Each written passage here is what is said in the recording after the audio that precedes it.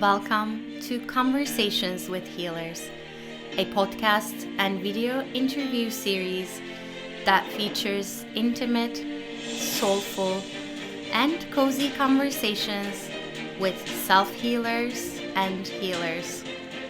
Healer to healer, we dive into all aspects of self-healing and healing, and being and becoming a healer.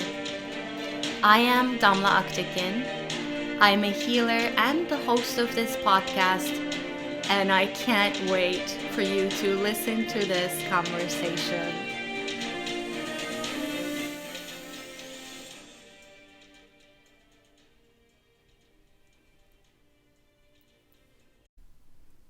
If you are new to this podcast, please take a moment to subscribe so that you can be aware of new episodes. I also invite you to visit adropofom.com, adropofom.com, where I share a lot of free resources for self-healing and healing, and you can take a free quiz to find out what your energetic wounds are and how they may show up in your life. Discovering what your wounds are is the first step in healing them. I hope you enjoy this episode. There is one more thing I would like to share with you before you listen to this episode.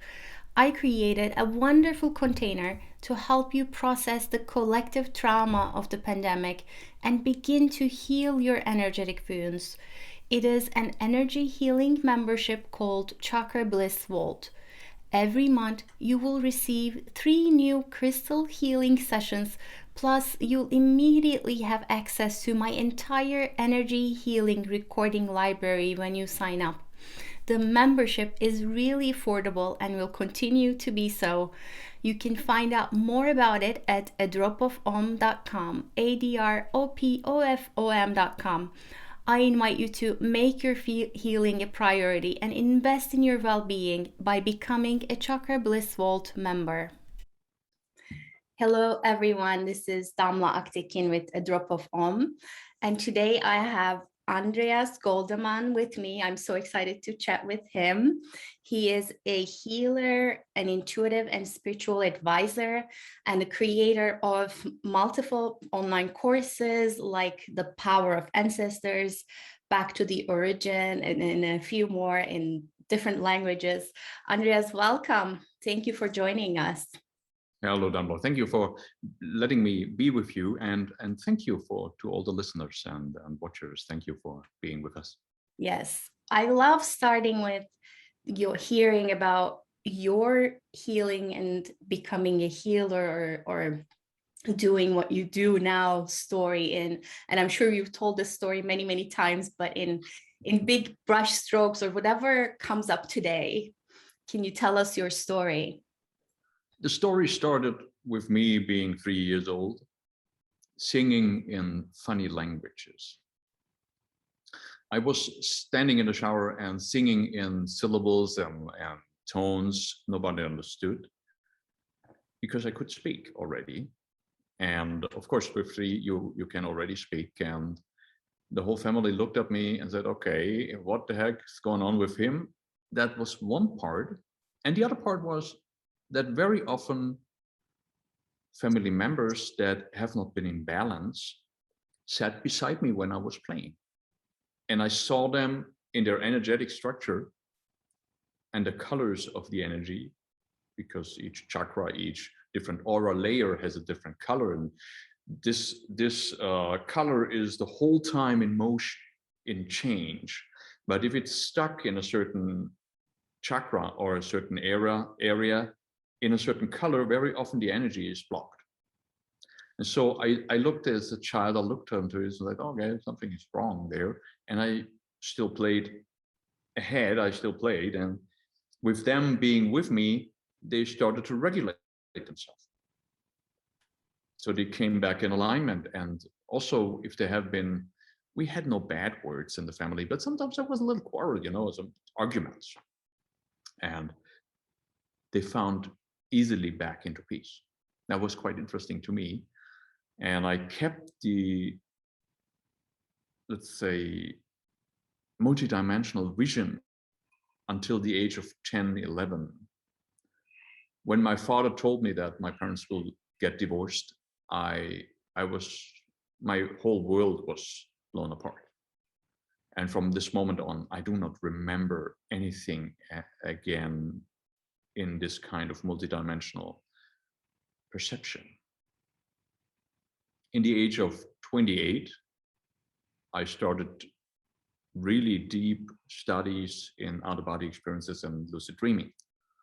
And I did get my perception back after a while. So because the perception is in a theta state. If your brain is in a theta state, areas of your brain are working that give you this multi-dimensional perception. If you are awake, most people are sleeping in theta. So I started to become stable in theta again in an awake state. So I started to see different dimensions again. And so because of my interest in my own body and interest in other people's, my friends' bodies and everything, I started to become a healer.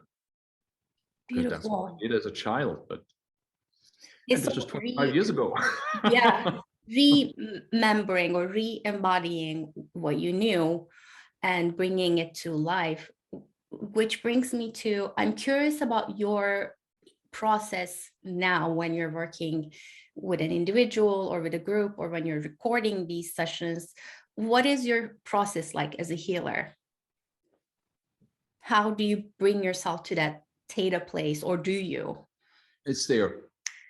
Mm-hmm. It's there. I mean, if somebody's standing in front of me and I want to be in contact, I go in contact.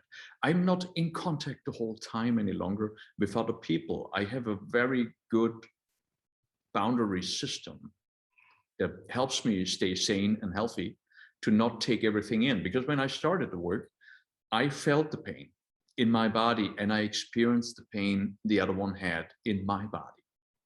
But after a while, I said, there must be a different possibility to help without me feeling the pain of the other person.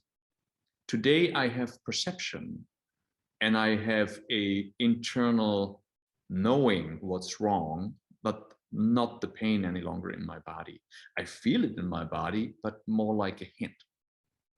I cannot explain it. Hint is not the right word. It's a perception that shows you, oh, okay, L4, L5, totally out of balance. And I give an impulse and it comes back in alignment. Because I'm representing through a total authentic state of health the model the other one needs to take over the information they need to have to balance themselves again. So what I'm doing as an intuitive is not okay, there are two things. There's working in the matrix and the blueprint. I can easily go with my hands into the blueprint and shift things. That's what I saw in my dreams, and I did this maybe. I'm not saying maybe. Everybody who is into reincarnation and different lifetimes may remember out of other lifetimes what they did. For me, working in a blueprint is so natural, it's a memory. I just step into it. And I'm shifting the blueprint this much that my participants in a larger audience, for example, if I move the tailbone, jump from their seats when we bring it back in alignment, because that's what is happening there. So there is a possibility to go with your consciousness totally into this blueprint.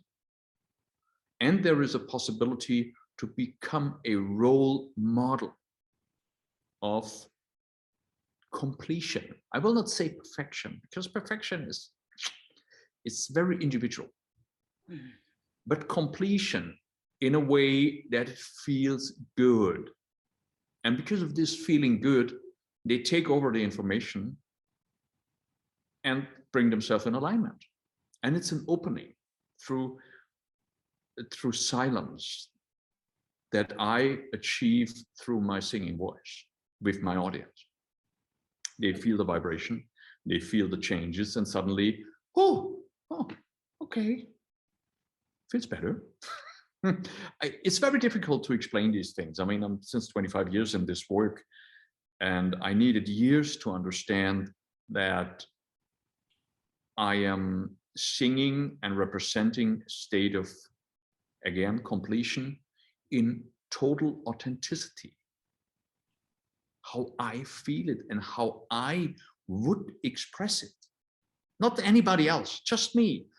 Other people may come to the same result, but in a different way. I'm just doing Andreas work. This is how I perceived it, how I felt it, how I remember it. And because of this, it's very simple to me. I mean, if I want to have change somewhere, be it with an animal, with a plant, or helping somebody to come into change, I just step into the space. Yeah, I mean, it makes a lot of sense to me. I want to give people a little bit of my perspective, having taken one of your courses. I took The Power of Ancestors online course, which was a series of recordings, just as you described. You actually went in and described a certain situation or certain aspect you were working with in words. And then you would go into these singing slash talking or sound making breaks in between, and they would go continuously. And the first thing that that hit me was my healing or becoming a journey started with Sanskrit mantras. And there was something very similar to that, because Sanskrit mantras are said to hold vibrational keys in each word and sentence. So it's not necessarily, there's no direct translation. They are, the words or the sounds are like, most of them are called seed sounds. They represent an experience or an aspect of healing. So to me, it felt very similar to that. And then my second sense was, it would be like an hour-long session. I would start it, and then I would be cognizant of it ending. Like there was no sense of time. It would start and it would be done. But I felt a deep sense of relief afterwards. Can you talk a little bit about, like, when you're going into that place, like you described, just like that, what's happening to you and what's happening to the people who are listening? Okay, first you need to first we need to talk about how the whole thing works and does not work. We have a is condition. If I'm working in a seminar and I don't do individual work any longer. I did 20 years of individual work, serving with my body. And after 20 years, I said, you know, it's time to go into a different scale of this work. And I developed the work with the vibration to bring it out into the future so that everybody from today into the deep future can use my work. This was one idea I had when I have been living in the United States. I've been living in the States for 5 years, from 2007 until 2012. I traveled many unity churches, Unitarian churches, Center for Spiritual Living, alternative clinics. I worked with shamans, with Indian shamans and medicine men and other people to actually find out what kind of similarities we have and how deep the whole thing goes. When we talk about the singing and everything, like you said, with the Vedic singing or tantric singing and all of these, the vibration that is used there, the Celtic people did it in their time, in their own way, like the druids. Today, still, the shamans in South America do the same, do not always sing in their language. They use the vibration. So it's nothing new, but in our modern world, it is something unusual. But first, before we start doing something, we need to find out what is the is condition people find themselves in. So we have a certain topic. For example, when we talk about the power of the ancestors, how is the internal feeling with an ex-partner? Just an example. Or how is the internal feeling with the burden we carry as the inheritance for our parents or our ancestors? How much burden do I feel? How much are my shoulders suppressed? If I go in contact consciously, Say, okay, I open my consciousness up. Say, how do I feel regarding my ancestors? I'm German. My grandfather died in war. He was no Nazi. He was a guy who went to war because he fought for his country. That's what he did. But some people had a Nazi father or grandfather, and they feel embarrassed. They feel shameful. They feel hurt because of the history that their father carried. And they still carry that burden. So how do they feel with this? This is these conditions. And the want condition, the perfect condition I feel up front. Before I do a session, I bring myself in contact with the most beautiful, with the most open, free, most loving result we can get. And I have these 2 points, is and want, love, joy, happiness, simplicity, freedom, inner peace. Everything in here between, I don't care. It happens because it's like a channeling. You get yourself into the state and say, okay, I'm talking about the one or the other topic and I'm carrying on. So it's the work I do while we do recording is not in any way choreographed. It is an intuitive process that brings me from A to B. And I invite my listeners, my participants, to just step into this process. So in the beginning, we open up. The most important thing for me is, do you allow yourself to experience abundance? Do you allow yourself to experience deep peace, joy, happiness, abundance financially?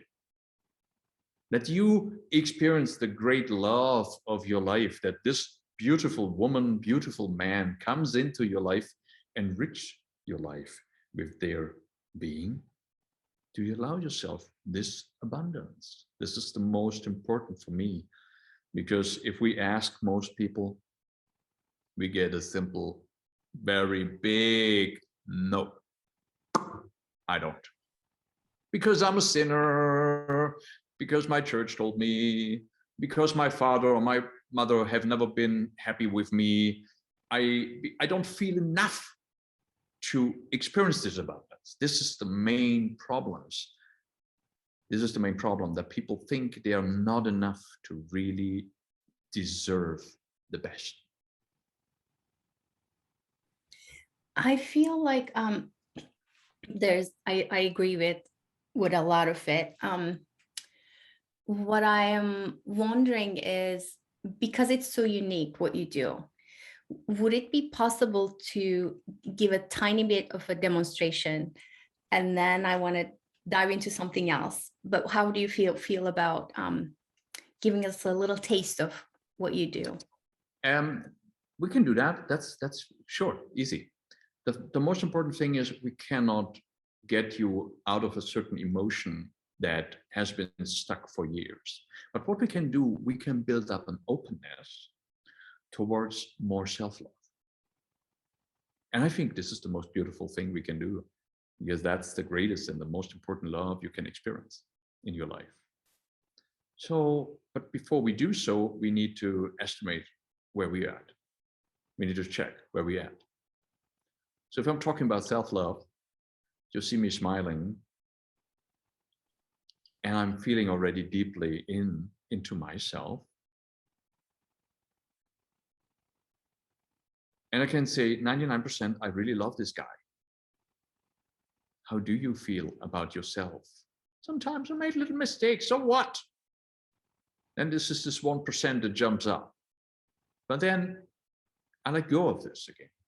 How do you feel about your love that you carry deep inside of you for yourself? Do you allow yourself to be enough? And if you, I'm sure we can pause the video. If you watch the video later, you can pause it, or not pause it now. Just but the person who is watching it can pause it later. Yeah, okay, that's important, Damla. Okay, so you can do one thing. You can stand up for a moment and walk in your room and feel, regarding self-love, how your body moves. If you stand up, feel already how difficult it is or how easy it is to stand up, to lift yourself up from the chair, feel your hips, your knees, and when you walk, feel the connection on the floor. I'm a very physical guy. Men are pragmatic. We love physical connection. So when you feel the soles of your feet on the floor, regarding self-love, feel your ankles, your knees, feel your hips. And how's your breathing? Is your breathing open? Can you breathe deeply into your belly, or is it stuck? Does it stuck in your diaphragm? And is there an emotion coming up? An emotion of, yay, that's good. Or, hey, oh, I would love to run away right now. Because I know I don't care about enough. I don't care enough of me. Or even anger coming up, fuck it. I don't want to work with that one right now. Go in really deep resistance. That can be too. So be honest. What kind of emotion comes up? How much burden do you feel on your shoulders? How is your jaw? Check it. Damla, check it. Don't be shy. So, how are your gums? How much tension is within your gums? Emotion, negative emotion gets first in the jaw, the muscle of the tongue, and the gums. And we show our teeth or we retreat. So that's where emotion starts in the body. How open is your brain? Do you have a feeling of a separation, left and right side? Is there a separation? Or do you have a feeling of wholeness in your head? How are your eyes? Is there a focus vision, or is there a peripheral vision? These checks are very important, because if you do them regularly in your life, you will realize when you are in stress or when you're totally open. And how does the room feel around you? Are you connected to the space you find yourself in, to this room? I'm sitting in my little studio. I love my studio. I created it. And the word I created it is important because I am at the center. I have been the creator of this house. Or do you feel like you have been put into a space like how do you call this? People when they're in a movie, but they're not in the main role, side roles, or statist. We call them statist in German. I don't know the word for it, the English word. Are you the main act, or are you somebody who's just walking by so that they have somebody as a bywalker in the background, and you feel like you live your life like this? This is an important perception, because you will feel different after we did this. If you feel like a bywalker, somebody who is by accident also in the movie, this is an important feeling. And then forget everything. Just sit yourself upright on a chair and we open up. If you want, oh, sorry, I forgot about it. If you want, you can also go to the mirror that you have in your house, look into your eyes and see who and what you see. Look at yourself. Go into the connection. Do you love this person in front of you? Or do you retreat? How much gentleness is in your view? How much opening? How much welcome? And then if you did that, come back. And if you want to pause the video to do all this, you can pause the video and then come back and press the play button again. Okay. Then just sit down, relax, and go with me. Barish na nakumo kwarela khalay. Ebedish na samadayi nakala leish ni mandai malayre.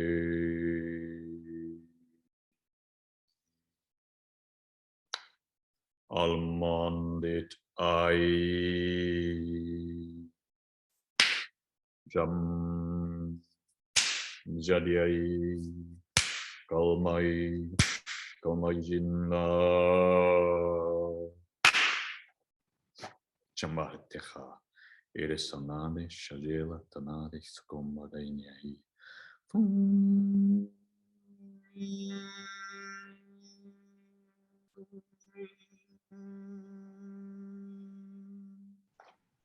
Barichel Sama Direchal Lakum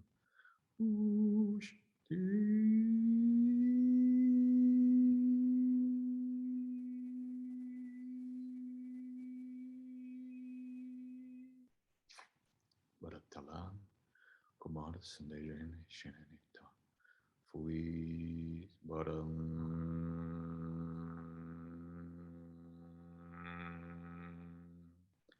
Barayadas Amon Daish El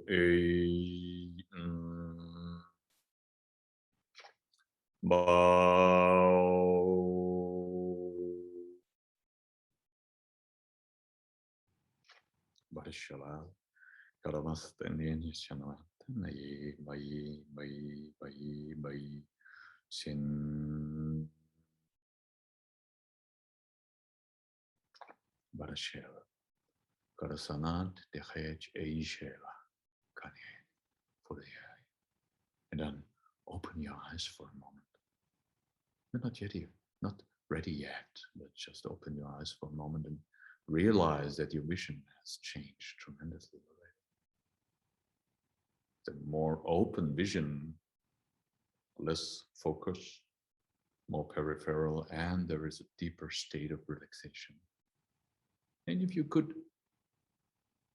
take your hands and stretch your hands out and hold your heart, that would be possible for you to hold your heart and care for it.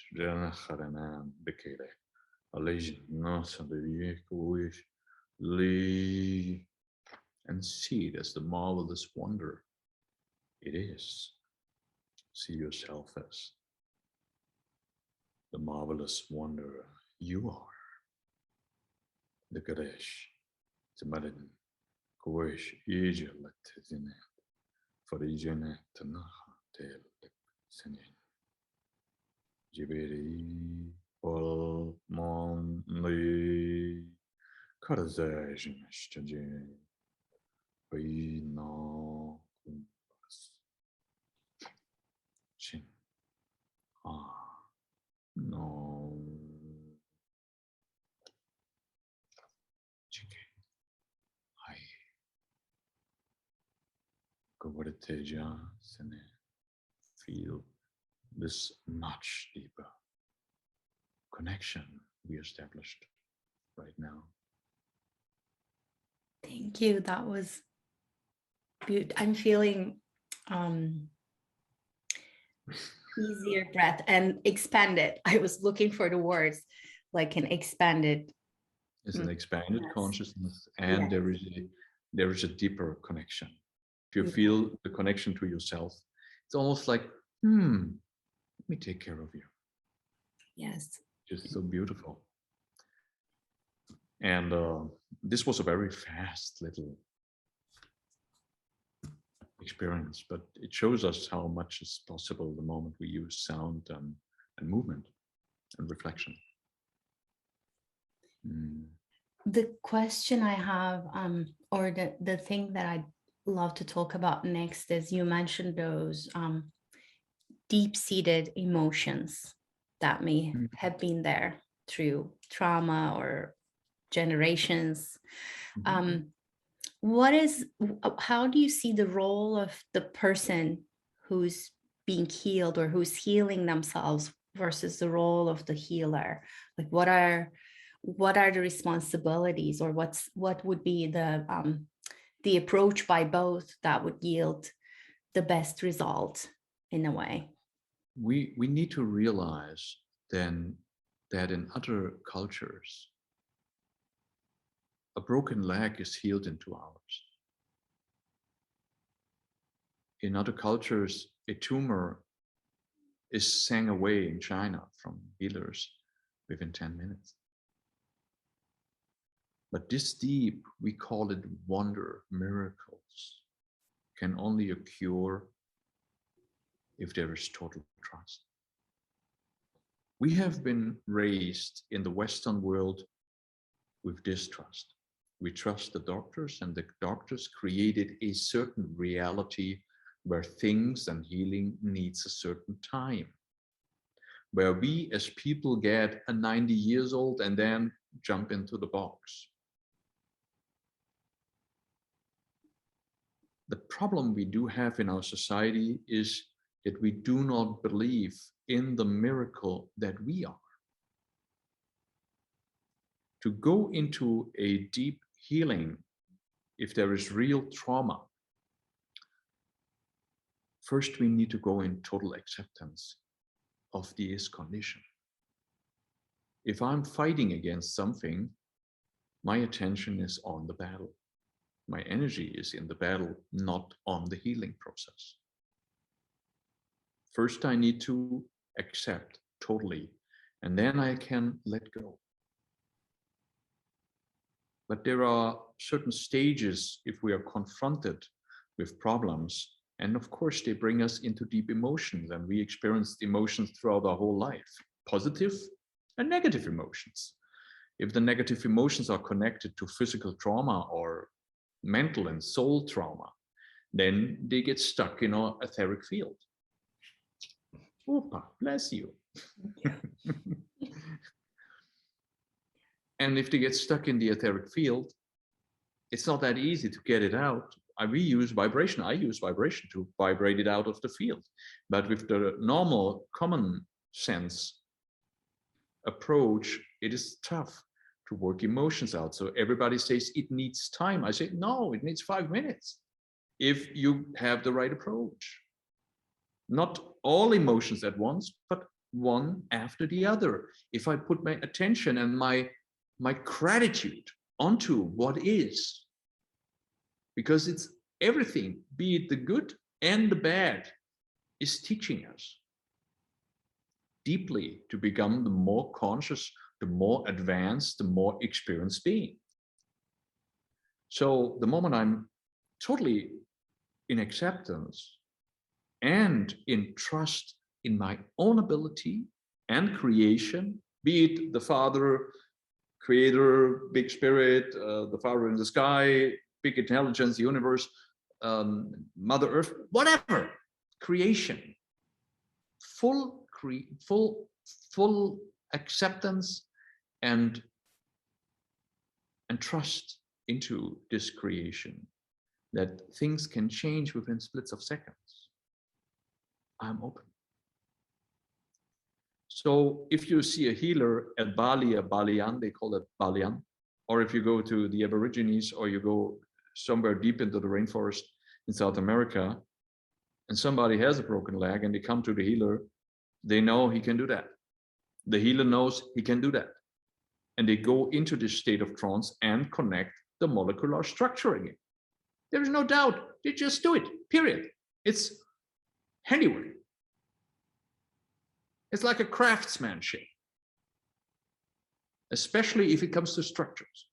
It's very easy to understand, but in our society, it needs time, because if it needs time, there is a different value behind it for the payment of the work.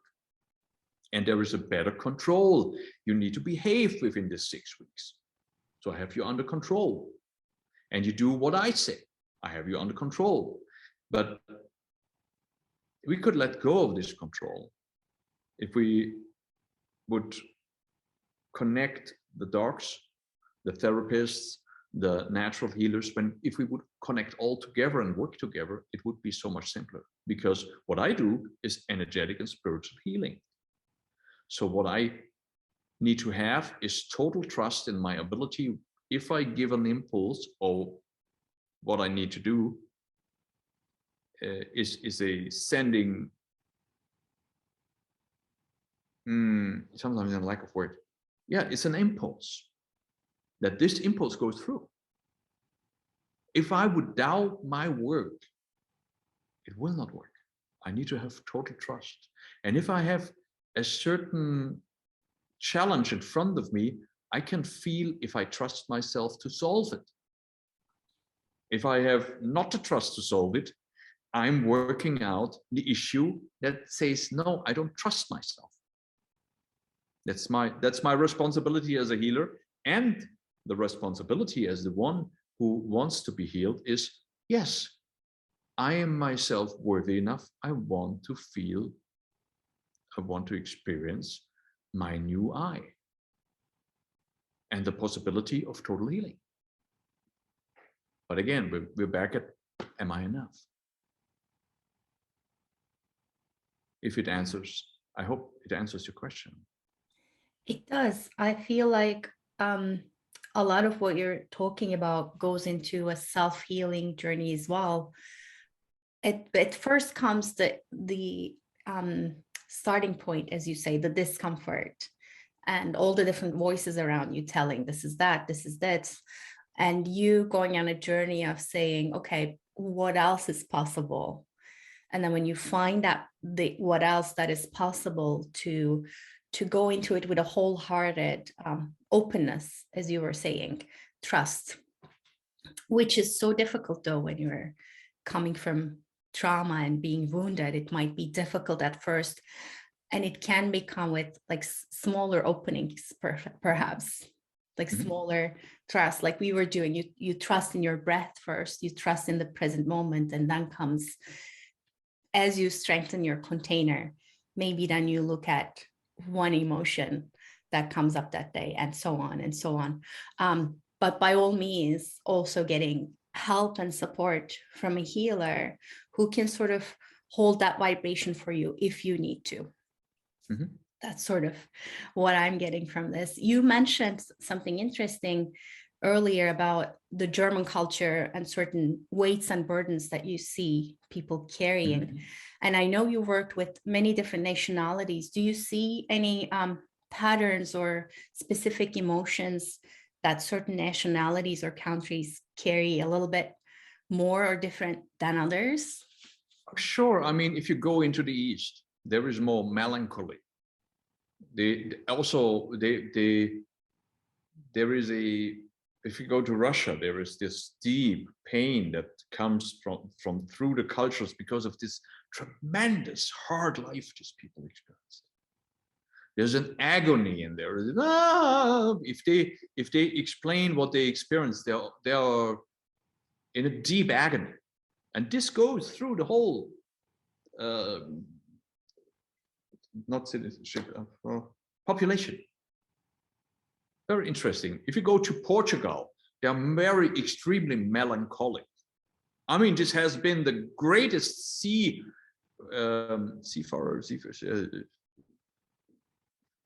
when they travel the oceans. Yeah, sea traveler. This has been the biggest nation of sea travelers in the Middle Ages. This was a huge, and suddenly their whole industry is gone.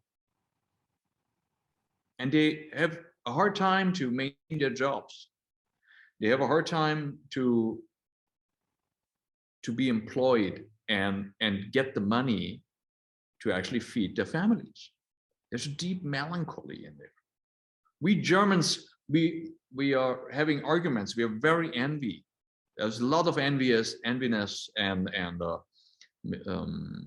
misgunst, and not granting the other their richdom and their abundance. This is what we have with us. I don't know where this comes from. I have no idea, but it's there. You see it. If I come to the United States, people love to tell me what they did that they become experienced, and that what they did to become abundant. They love to tell you because, okay, here is a recipe, take it. A German would never give you the recipe how to get rich, because you could get richer like him. Woo! You're holding on to everything. I don't know why, but it's there. So there is a certain vibration. And if you go into different countries, also if you go in the states, different states, there's a different quality. Go into the deep south. Hallelujah. I'm happy that I'm still alive when I travel to deep south. You know why? Because there is a very hard view to natural healers. If you go to California, it's totally open, of course. Washington, it's totally open. But there are different mentalities everywhere around the world. So this is very interesting. What kind of burden, what kind of collective emotional pain bodies act in these countries. But you know, I think it's not that important. What is really important is that we start to find deep inner peace, bring out our own talent, realize that we are a divine being, that creation is acting through us, and that creation and your personality mixed together is totally unique for every one of us. And that everybody is carrying a huge gift, a huge potential within them, how they could share their love to the world in their total unique way. And I think this is important, that we encourage people to dig deep into their own potential and guide them into their greatness. Because there's nothing more beautiful than people that are happy in what they do, what they love to do, what they share, how they can enrich life. That's the most important for me. And if somebody asks me, are you a healer? No, I don't see myself as a healer. I more see myself as an artist and an advisor, how to come back into alignment with your own love that you share, that you want to share with the world. Because we all want to share. We all want to share who we are.